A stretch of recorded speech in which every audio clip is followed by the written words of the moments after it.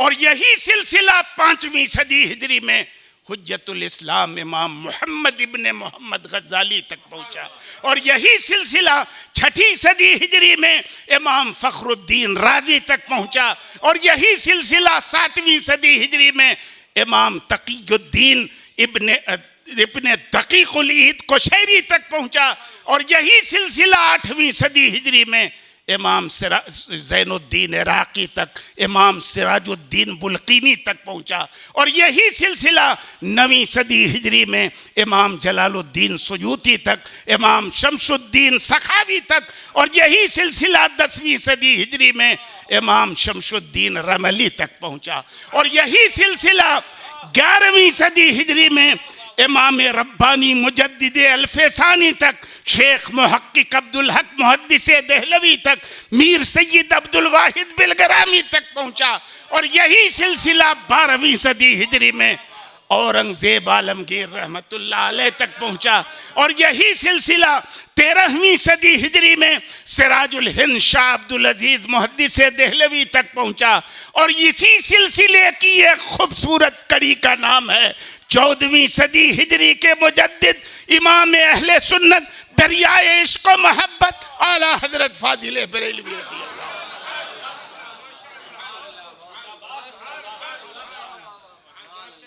और इस्लाम की 1400 साला तारीख में इन्हीं मुजद्दिदीन की काविशें हैं, इन्हीं की मेहनतें हैं, इन्हीं की इल्मी खिदमात हैं कि दीन इस्लाम अपनी ओरिजिनल और असली शक्ल में आज भी हमारे पास मौजूद है।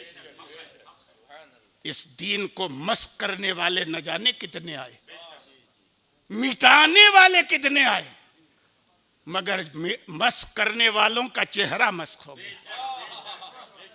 इस दीन को मिटाने वाले सफ़े हस्ती से मिट गए, क्योंकि इस्लाम की फितरत में कुदरत ने लचक दी है, जितना ही दबाओगे उतना ही ये उभरेगा इंशाअल्लाह।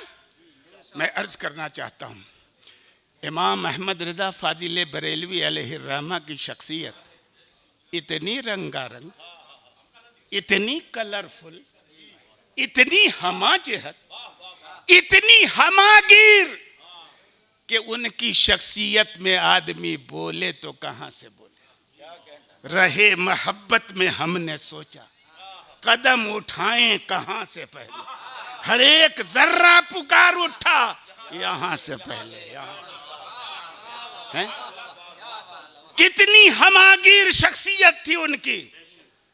अब भी हमें बताने की जरूरत है क्या? मुहिब्बे गरामी मुफ्ती मोहम्मद कमालुद्दीन अशरफी साहब क़िबला बताया कि नहीं इन्होंने,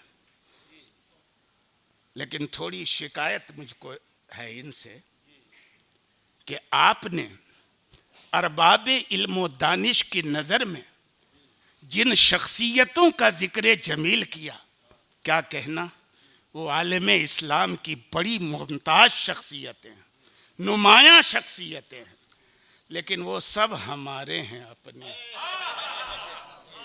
सब अपने तो अपनों की तारीफ किया ही करते हैं, है कि नहीं है?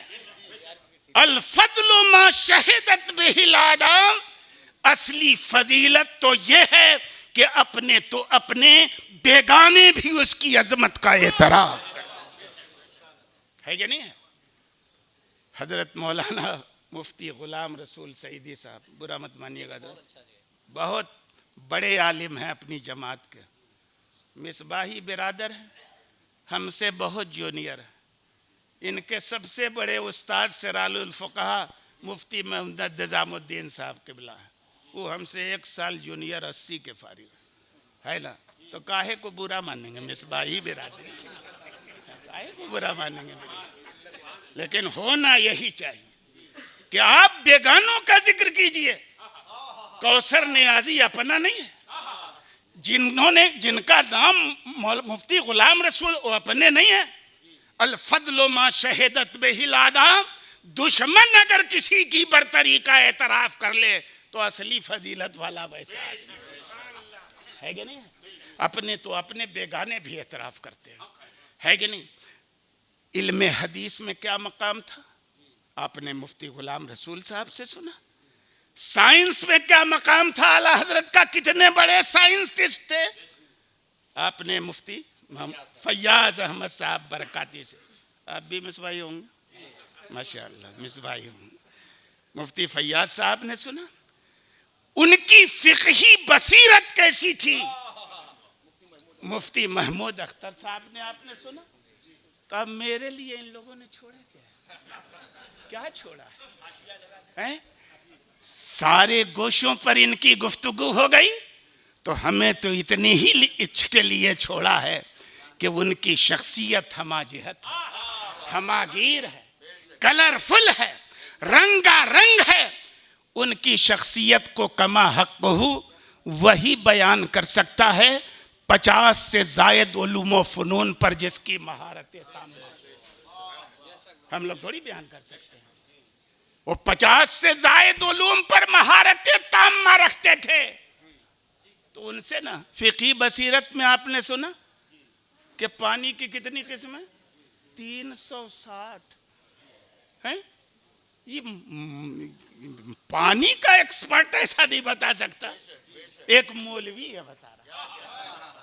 तयम्मुम के मामले में आपने सुना, जमीन कहते किसे हैं, इसमें कितनी चीजें पैदा होती हैं और केमिकल एनालिसिस के बाद उसमें क्या क्या मादा पाया जाता है। जमीन और जमीन के जिन्स से जो चीजें हैं उनसे तयम्मुम जायज है। जमीन की जिन्स से कितनी चीजें हैं और जो वो चीजें कितनी हैं जिस पर जमीन की जिन्स होने का शुबा होता है मगर वाकया है कि जमीन के जिन्स से नहीं है। बरेली की चटाई पर बैठकर जब अलाम अहमद रजा फाजिले बरेलवी ये तहकीक पेश करते हैं तो ऐसा लगता है कि कोई मौलवी नहीं, मादनियात का एक्सपर्ट बोल रहा है कि नहीं, एक्सपर्ट बोल रहा है। मुझे बताने की जरूरत नहीं, मैं अर्ज करना चाहता हूं कि इतनी अजीम शान शख्सियत पर है ना, क्या इल्जाम है भाई, कुबूरी शरीयत के इमाम हैं,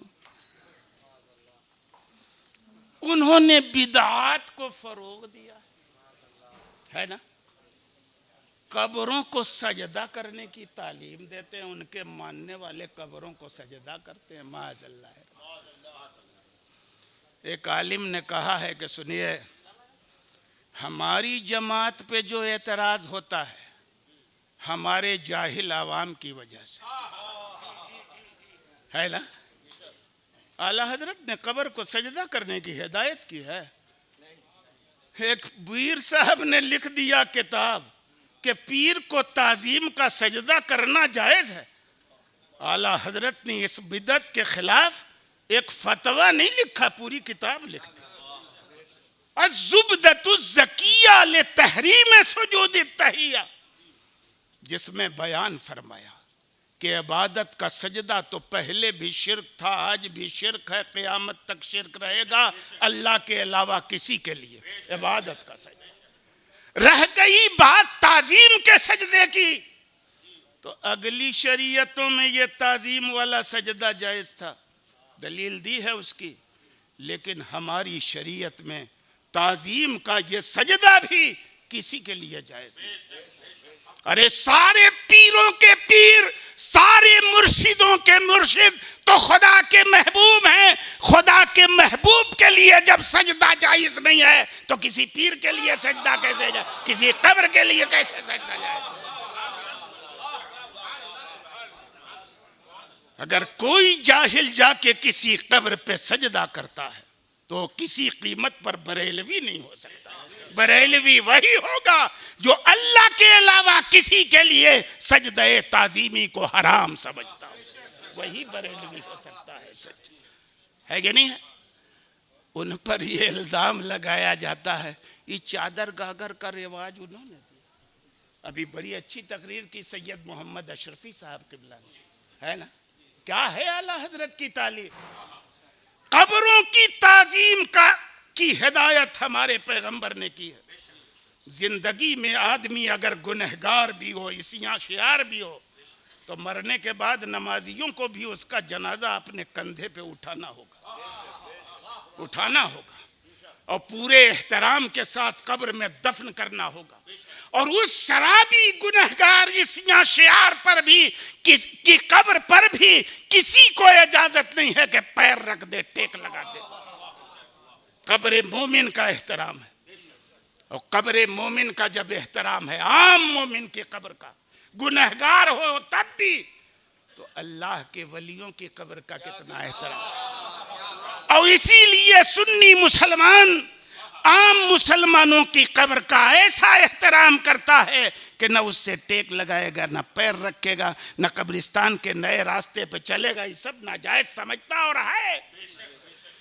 लेकिन अल्लाह की जो कब्रों वलियों की कब्र है उस पर एक चादर डाल देता है, इसलिए नहीं कि उनको ठंडक लगती है, बल्कि इसलिए डालता है कि दुनिया को पता चल जाए ये आम मुसलमान की नहीं, अल्लाह वाले की कब्र है। आम मोमिन की कब्र का ये एहतराम के टेक मत लगाओ, उस पर पैर मत रखो, उस पर चलो नहीं। अल्लाह के वलियों की कब्रों का ये एहतराम कि उस पर चादर डाल दो ताकि फर्क रहे आम लोगों में और अल्लाह के वलियों, है ना। तो एक चादर जब वो सीधा हो जाए तो दूसरी चादर डालो, ये आला हजरत का मसलक है। अगर एक मौके पर 1000 कोई चादर डालता और कहे कि हम बरेलवी हैं, गलत कहता है। ये आला हजरत की तालीम के खिलाफ है ना। आला हजरत की तालीम ये है, एक कब्र पे एक चादर डालो, वो सीधा हो जाए तो बदल जाओ। अगर किसी बुजुर्ग की कब्र पे चादर डालने का इरादा हो ना तो उसकी कीमत गुरबा को दे दो, मदारिस को दे दो, हैं, दीनी तालीम में खर्च कर दो। ये ना है आला हजरत की हिदायत। बिदअती थे वो। अरे भैया बिदअत किसको कहते हैं, किसे कहते हैं बिदअत? बिदअत की तारीफ क्या है परिभाषा उसकी? जो चीज सरकार के जमाने में नहीं थी वो बिदअत है, वो बिदअत है। अब आपको मैं एक आयत, आपने थोड़ी सी बात मैं कर दूं बिदअत पर। सबसे बड़ा इल्जाम यही है कि आला हजरत बिदअतियों के इमाम हैं, उन्होंने बिदअत को फरोग दिया। बिदअत किसको कहते हैं? एक आयत लोग पढ़ते हैं, जरा गौर से सुनिएगा कि अल्लाह ने आयत उतार दी कुरान में, अल-यौमा अकमलतु लकुम दीनकुम। आज आखिरी बात, चूँकि टाइम कम मिला, हमारे उलमा ने इतनी तकरीरें कर दी हैं माशाअल्लाह कि अब इस नाचीज़ की कोई ज़रूरत नहीं है। हमारा तो इल्म, हमारा 60 साल का पुराना इल्म है, इन लोगों का तो एकदम अप टू डेट और ताज़ा इल्म है। इनकी तकरीरें सुन ली आपने, हमारी तकरीर की ज़रूरत क्या है? मैं अर्ज़ करना चाहूँगा कि आयत पढ़ते, अल यौमा अकमलतु लकुम दीनकुम व अतममतु अलैकुम नेमती व रदीतु लकुमुल इस्लाम दीना। आज मैंने तुम्हारा दीन मुकम्मल कर दिया, अपनी नेमतें तुम पर पूरी कर दी और दीन इस्लाम को तुम्हारे लिए चुन लिया। आखिरी बात है ये। एक बात आप सुन लीजिएगा ना तो 1000 बात का जवाब आपको मिल जाएगा, 1000 बात का। और ये बात हमारी नहीं है, ये सरकार आला हजरत की। एक बात याद रखो, 1000 बातों का जवाब मिल जाएगा। मैं अर्ज करना चाहता हूँ, एक बात है, कहा कि दीन मुकम्मल हो गया, मिलाद कहाँ से लाए? सवाल है। दीन मुकम्मल हो चुका है, ये सलाम कहाँ से लाए? फातिहा कहाँ से लाए? नियाज कहाँ से लाए? ये गलत फहमी काहे पैदा होती है और ये सवाल क्यों पैदा होता है? ये सवाल इसलिए पैदा होता है, गौर से सुनिएगा, कि दीन की तकमील का लोग जो मतलब बयान करते हैं वो मतलब है ही नहीं, वो मतलब है ही नहीं। दीन की तकमील का कतन ये मतलब नहीं है कि जितनी अच्छी चीज़ें हैं, जितनी नेकी वाले काम हैं, जितने, उन सब की शक्लो सूरत और हैत मुकम्मल हो चुकी है। तो गलत है, बिल्कुल गलत है। दीन का तकमील का ऐलान हुआ 10 हिजरी में और हमारे पैगंबर का विसाल हुआ 11 हिजरी में। सैयदना सिद्दीक़ अकबर खलीफा बनाए गए ना, सैयदना सिद्दीक़ अकबर खलीफा। तो क्या सरकार के ज़माने में कुरान करीम किताबी शक्ल में मौजूद था किताबी शक्ल में, जैसा मुसहफ आज मौजूद है? नबी के ज़माने में था? अगर नबी की नज़र में ये अहम काम था दीन का, तो पैगंबर के कातिबीन वही मौजूद थे, सबको हिदायत दे देते और पैगंबर की ज़ाहिरी ज़िंदगी में कुरान किताबी शक्ल में इकट्ठा हो जाता, मगर इकट्ठा हुआ नहीं हुआ। अल्लाह के रसूल के विसाल के बाद यमामा की धरती पे मुसैलिमा कज़्ज़ाब ने नबूवत का झूठा दावा किया, क्योंकि हमारे नबी के बाद नबूवत का दावा सच्चा हो ही नहीं सकता ना, तो जाहिर है झूठा दावा किया। मेरे नबी के बाद किसी का नबूवत का दावा करना इतना बड़ा झूठ है कि वो खाली झूठा नहीं, महा झूठा है। मुसैलिमा को कज़्ज़ाब कहा जाता, काज़िब नहीं। काज़िब माने झूठा, कज़्ज़ाब माने बहुत बड़ा झूठा। उसने नबूवत का दावा कर दिया। और चूंकि सहाबा का इजमाई अकीदा था कि हमारे नबी के बाद किसी नए नबी की आमद मुहाल है, आ ही नहीं सकता, और अगर कोई दावा करेगा तो वो झूठा होगा, इस्लाम से खारिज होगा, कुरान का मुनकिर होगा, है कि नहीं? सबको काफिर और मुर्तद समझा गया ना। और सैयदना सिद्दीक़ अकबर ने हजरत खालिद इब्ने वलीद की क़ियादत में एक फौज भेज दी यमामा की धरती पर। फौज गई इस्लामी, 40,000 का लश्कर जर्रार मुसैलिमा कज़्ज़ाब की हिमायत में खड़ा था। मुसलमानों ने जंग की और बड़ी घमासान की जंग हुई और इतना कत्ले आम हुआ मुसलमानों का, इतनी शहादतें हुई मुसलमानों की कि आम सहाबा की बात तो छोड़िए, एक रिवायत के मुताबिक 700 हफ़ाज़े कुरान थे उस जंग में शहीद। 700 हफ़ाज़े कुरान शहीद। बिल आखिर फतह हुई, मुसलमानों को फतह दी अल्लाह रब्बुल इज़्ज़त ने। अब वो भी बड़ा वाक़या है, कब फतह दी, कैसे दी। फतह हुई, जंग से जब लौटे, बुखारी शरीफ में पूरी तफसील मौजूद है, मुस्लिम शरीफ में भी है कि सैयदना फ़ारूक़ आज़म सैयदना सिद्दीक़ अकबर की बारगाह में गए, अर्ज़ किया, या रसूल, एक अमीरुल मोमिनीन, इस्लामी जंगों में अगर कुरान के हाफिज़ यूं ही शहीद होते रहे तो मुझे ख़तरा है कि कहीं कुरान का कुछ हिस्सा हमारी निगाहों से ओझल ना हो जाए। इसलिए हुजूर आप ऐसा कीजिए कि कुरान को किताबी शक्ल में इकट्ठा कर दीजिए। नबी के ज़माने में इकट्ठा नहीं हुआ था, दीन की तकमील का ऐलान हो चुका है, इकट्ठा नहीं हुआ किताबी शक्ल में। फ़ारूक़ आज़म ने जब गुजारिश की तो सैयदना सिद्दीक़ अकबर ने सवाल किया, आखिरी बात है, गौर से सुनिएगा। सिद्दीक़ अकबर ने कहा, उमर कैफ़ तफ़अलु शैअन लम यफ़अलहु रसूलुल्लाह सल्लल्लाहु अलैहि वसल्लम, उमर वो काम कैसे करोगे जिसे अल्लाह के रसूल ने नहीं किया है। कुरान को किताबी शक्ल में इकट्ठा करना अगर बड़ा काम होता तो पैगंबर खुद इकट्ठा करा के तशरीफ ले गए होते।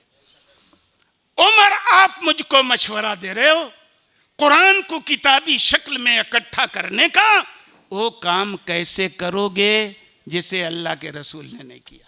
यही सवाल किया था सिद्दीक़ अकबर ने। तो ये सवाल नया नहीं है, आप लोगों काम काहे करते हो, रसूलुल्लाह ने नहीं किया, साहबा ने नहीं किया, ताबीन ने नहीं किया, तबे ताबीन ने नहीं किया, फलां ने नहीं किया, ढेकाने ने, सवाल होता है। ये सवाल आज का नहीं है, ये 1400 साल पुराना सवाल है। लेकिन अफसोस इसका है कि लोगों को केवल सवाल याद रह गया, वो जवाब याद नहीं रहा जो जवाब 1400 साल पहले सहाबा दे चुके हैं, इत्तेफाक कर चुके हैं। कहा, उमर वो काम कैसे करोगे जिसे अल्लाह के रसूल ने नहीं किया। अब फारूक आजम ने जो जवाब दिया, बुखारी शरीफ के अल्फाज हैं, वल्लाही हादा खैर, ए अमीरुल मोमिनीन, भले ये काम रसूलुल्लाह ने नहीं किया है, मगर कसम है अल्लाह की, ये काम बहुत अच्छा है।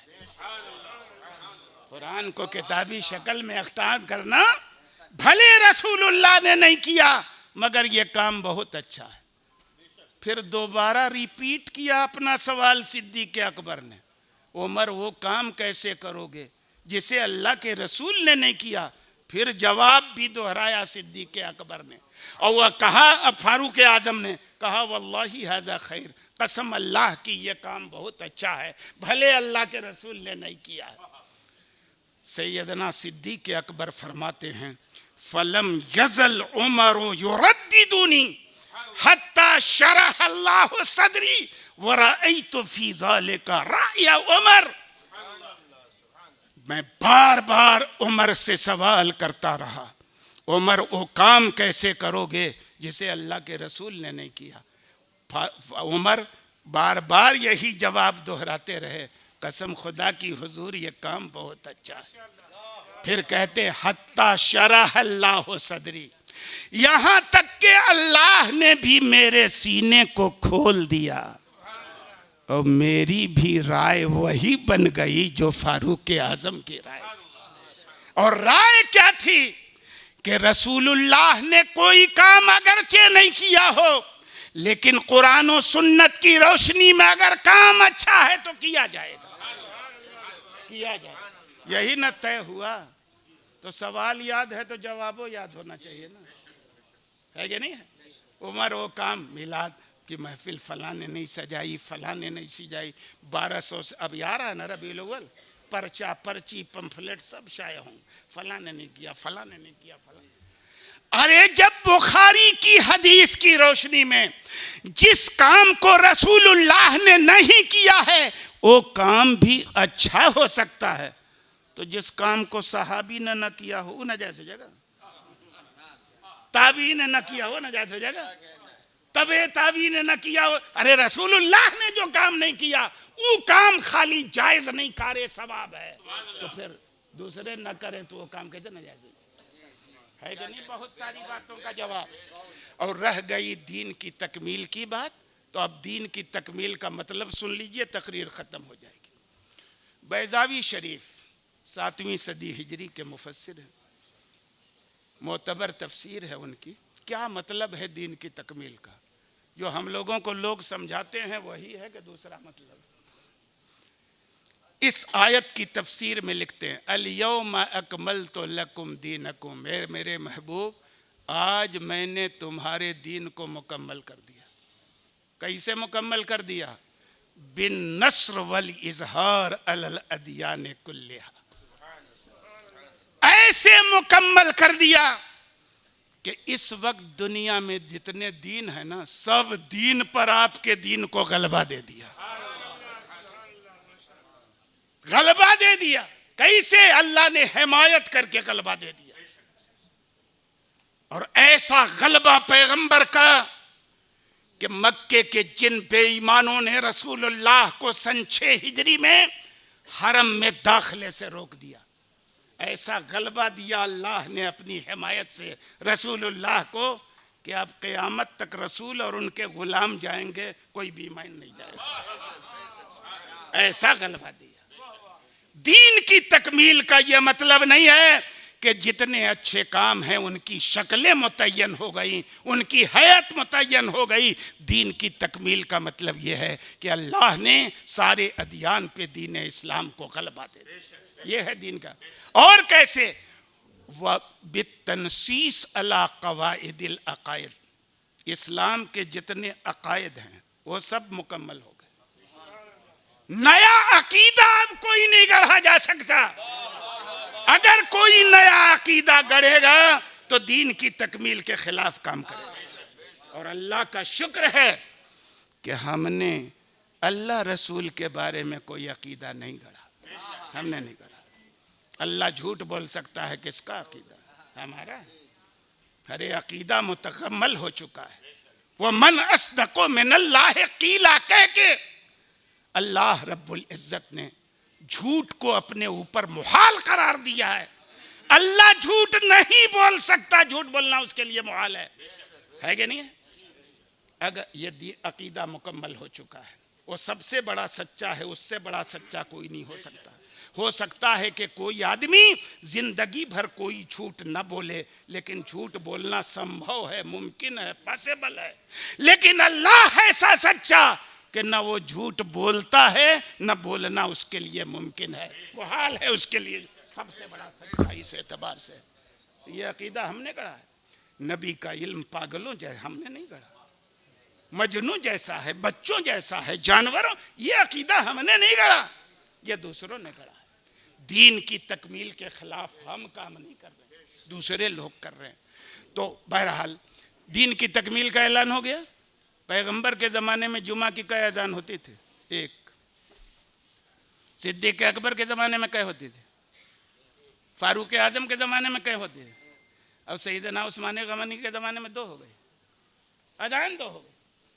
दीन अगर मुकम्मल हो गया था, उसका मतलब वही हो जो लोग बयान कर रहे हैं। तो सहाबा टोक देते बरसरे मेंबर, ए उस्मान, दीन की तकमील का खुदा ने ऐलान कर दिया है। नबी के ज़माने में एक अजान होती रही, सिद्दीक़ अकबर के ज़माने में एक अजान होती रही, फारूक आजम के ज़माने में एक अजान होती रही, आपने दूसरी अजान का इजाफा काहे कर दिया? मगर नहीं किया ना। क्यों नहीं किया? वो समझते थे कि दीन की तकमील का वो मतलब है ही नहीं जो आजकल लोग बयान कर रहे हैं। आजकल लोग बयान कर रहे हैं। नबी के ज़माने में मस्जिद नबवी में सरकार की इक्तदा में नमाज अदा करने के लिए औरतें जाती थी कि नहीं जाती थी? मना किया था मेरे पैगंबर ने, लेकिन हुक्म भी नहीं दिया था कि औरतें आए। मर्दों पर मस्जिदों में जाकर जमात से नमाज पढ़ना वाजिब है, यानी नमाज पढ़ना फर्ज, जमात वाजिब है। ये नहीं है कि जमात से नमाज फर्ज है। नमाज फर्ज है, नमाजों की जमात, पंजगाना नमाजों की जमात वाजिब। किसके लिए? मर्दों के लिए, औरतों के लिए। लेकिन अनुमति थी, इजाजत थी, आदेश नहीं था। नबी ने हुक्म नहीं दिया था औरतों को मस्जिद में जाने का, मगर रोका भी नहीं था। लेकिन उस जमाने में भी नबी ने फरमाया, खैरो मसाजिदिन निसा क़ारू बुयूतिहिन, औरतों की सबसे अच्छी मस्जिद उनके घर का अंदरूनी हिस्सा है। यानी नबी नमाज पढ़ा रहे हैं, उनकी इक्तदा में औरतें नमाज पढ़ रही हैं, तब भी पैगंबर फरमा रहे हैं कि तुम्हारी नमाज के लिए सबसे बेहतर जगह तुम्हारे घर का अंदरूनी हिस्सा है। लेकिन फारूक आजम ने रोक दिया कि नहीं रोक दिया? नबी का फरमान है कि नहीं, अलैकुम बिसुन्नती व सुन्नतिल खुलफाइर राशिदीन अल महदीयीन, तुम पर मेरी सुन्नत भी ज़रूरी है और मेरे खुलफाए राशिदीन हिदायत याफ्ता खुलफा की सुन्नत भी ज़रूरी है। फारूक आजम ने रोक दिया, उम्मत रुक गई। अब लोग फिर 1400 साल के बाद, 1400 साल पहले जो फितना फारूक आजम की समझ में आया था, अब 1400 साल के बाद 1000 फितनों के इस दौर में फितना नहीं समझ में आ रहा। अब दोबारा औरतों को मस्जिद में ले जाने का प्रयास हो रहा है। मैं अर्ज करना चाहता हूँ, दीन की तकमील का यह मतलब नहीं है कि जितने अच्छे काम हैं उनकी शक्लें मुतय्यन हो गई।